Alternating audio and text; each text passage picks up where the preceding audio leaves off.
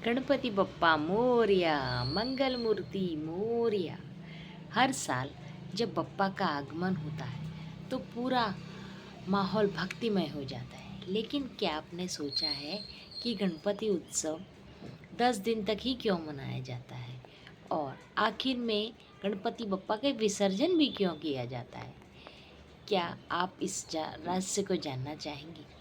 तो चलिए आप सभी को मैं एक छोटी सी कहानी सुनाती हूँ।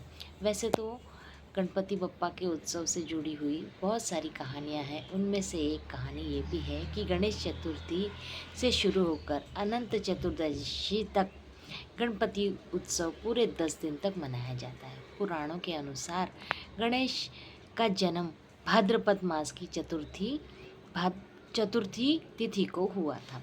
देवी पार्वती ने 10 दिनों की तपस्या की थी, तब जाकर गणेश जी आशीर्वाद उनको प्राप्त हुआ। इसीलिए 10 दिनों तक विशेष रूप से गणपति जी की पूजा के लिए शुभ माना जाता है। 10 दिनों तक गणपति जी को लोग घरों में, पंडालों में रखते हैं और फिर विराजमान करके उनको भक्त बड़ी श्रद्धा, भक्ति और आनंद से पूजा करते हैं। तरह तरह के भोग प्रसाद बप्पा को अर्पण करते हैं। मोदक बनाए जाते हैं जो चावल के आटे के बनते हैं। उसमें खोबरा और गुड़ का सामग्री उसमें मिलाया जाता है और उसमें भर के मोदक को बनाया जाता है और वो गणपति बप्पा को अर्पण किया जाता है। गणपति बप्पा उसको खाकर प्रसन्न भी होते हैं और गणपति बप्पा को लड्डू चढ़ाए जाते हैं। 10 दिनों तक गणपति जी को बहुत उनकी पूजा अर्चना करके उनको प्रसन्न करके विसर्जित किया जाता है। अब सवाल आता है कि गणपति बप्पा हमारे घर आते हैं तो उन्हें विसर्जन क्यों करते हैं? उनको हमेशा के लिए अपने पास क्यों नहीं रख लेते? इसके पीछे गहरी आध्यात्मिक सोच है। गणेश जी को मिट्टी से बनाया जाता है और पूजा के बाद जल में विसर्जन कर दिया जाता है। इसका संदेश है कि जीवन अस्थायी है, जैसे मिट्टी से बने हैं और मिट्टी में ही मिल जाना है। असली गणेश तो हमारे हृदय में वास करते हैं। विसर्जन का अर्थ है गणेश भगवान को विदाई देकर और ये वचन लेना कि अगले बरस और भी भक्ति और श्रद्धा से उन्हें पुनः आमंत्रित करेंगे। इसीलिए भक्त कहते हैं गणपति बप्पा मोरया, पुढच्या वर्षी लवकर या। और लोकमान्य तिलक, बाल गंगाधर तिलक ने आज़ादी के आंदोलन के दौरान गणेश उत्सव को समाज और राष्ट्र को जोड़ने का साधन बनाया।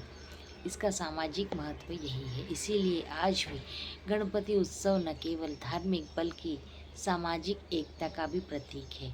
और जब गणपति बप्पा की आरती करते हैं तो सब लोगों को बुलाया जाता है कि चलो आरती हो रही है और सब लोग भी बड़ी उमंग और उत्साह के साथ गणपति उत्सव मनाने के लिए लोगों के घर जाते हैं, एक दूसरे से मिलते हैं, उनको प्रसाद दिया जाता है गणपति बप्पा का और लोग एक दूसरे के घरों में जाकर गणपति बप्पा की आरती करते हैं, उनके दर्शन करते हैं, उनका प्रसाद भोग स्वीकार करते हैं। उससे समाज में एकता और प्रेम भाव बढ़ता है। तो गणपति बप्पा 10 दिन तक इसीलिए मनाया जाता है कि लोग भक्ति और आनंद, तपस्या का समावेश हो सके, लोगों के जीवन में खुशी और उत्साह, आनंद का समावेश हो सके। और विसर्जन इसीलिए किया जाता है कि ताकि हमें याद रहे कि भगवान हमेशा हमारे दिल में बसते हैं।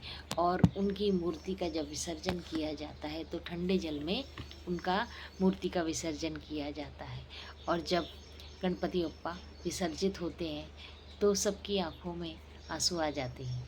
और गणपति बप्पा का जब विसर्जन होता है तो गणपति बप्पा का चेहरा भी एकदम मायूस हो जाता है। बहुत भावना भरा होता है वो पल जब गणपति बप्पा का विसर्जन होता है। और फिर लोग ये प्रार्थना भी करते हैं कि गणपति बप्पा मोरया, पुढच्या वर्षी लवकर या।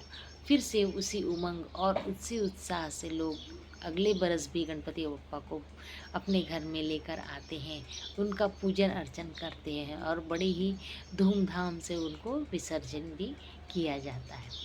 तो यही संदेश है कि ये शरीर जो है मिट्टी से बना है और मिट्टी में ही विलीन हो जाता है, लेकिन गणपति बप्पा तो सबके हृदय में वास करते हैं और बड़े ही प्यार और आनंद से उनको हर साल अगले साल उनको फिर से अपने घर में और अपने आंगन में उनको विराजमान किया जाता है, उनकी पूजा अर्चना की जाती है। तो प्रेम से बोलिए गणपति बप्पा मोरया, मंगल मूर्ति मोरया, गणपति बप्पा मोरया, पुढच्या वर्षी लवकर या। गणपति बप्पा की अनंत चतुर्दशी की आपको ढेर सारी शुभकामनाएं। आपके जीवन में गणपति बप्पा बुद्धि और संपत्ति, धन संपत्ति, रिद्धि सिद्धि लेकर आए, यही गणपति बप्पा के चरणों में शुभ प्रार्थना है। और गणपति बप्पा इनको ज़रूर स्वीकार करें। गणपति बप्पा मोरया, मंगल मूर्ति मोरया।